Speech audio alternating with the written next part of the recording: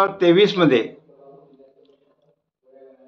शासकीय निमशासकीय कर्मचारी शिक्षक संघटना समन्वय समितीने सर्वांना जुनी पेन्शन मिळाली पाहिजे यासाठी या प्रमुख मागणीसाठी संप केला होता।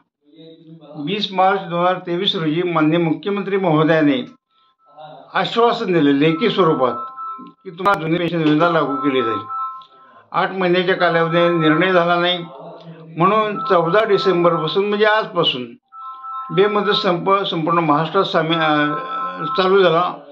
महाराष्ट्रातले 17 लाख कर्मचारी आणि कोल्हापुरातले 68,000 कर्मचारी आणि शिक्षक या संपात सामील झाले।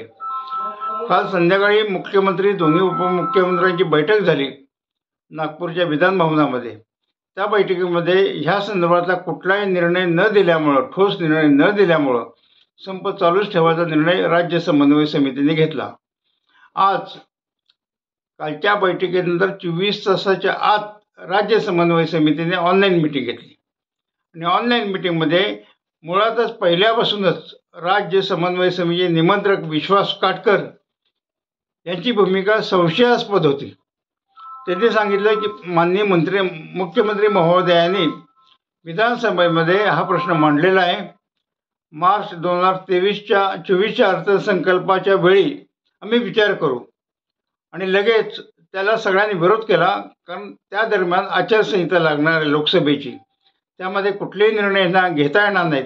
आज कुठलेही ठोस आश्वासन NPS धारकांनी दिलेलं नाही, तरीही कुठल्याही जिल्ह्याची मतं न घेता राज्य समन्वय समितीचे निमंत्रक विश्वास काटकर बाहेर पडले, मोबाईल स्विच ऑफ ठेवला आणि मीडियाला त्याने बातमी दिली की संप संस्थगित। हे संप स्थगितची त्यांची जी भूमिका आहे त्याला जवळपास 29 जिल्ह्यांचा विरोध आहे। कारण आमची भूमिका अशी आहे 29 जिल्ह्यांची कोल्हापूरसह की तुम्ही NPS धारकांची फसवणूक करताय। NPS धारकांना नेमकं काय घडलं आहे ते लेखी स्वरूपात कळवा, त्यांचे विचार घ्या आणि मग त्यांची मतं घेऊन संपाच्या संदर्भातला निर्णय घ्या। 1-2 दिवस संप उशीर झाला, पण फार मोठं कुठं आभाळ कोसळत नाही, पण विश्वासघात करणार ह्या काटकरने परस्पर निर्णय घेतला, त्याला विरोध आहे। कोल्हापूर जिल्ह्याचा विरोध आहे, महाराष्ट्रातल्या जवळपास 28-29 जिल्ह्यांचा विरोध आहे। उद्या कोल्हापुरात हा संप चालूच राहणार आहे। उद्या आम्ही पत्रकार परिषदेवर आमची भूमिका स्पष्ट करू।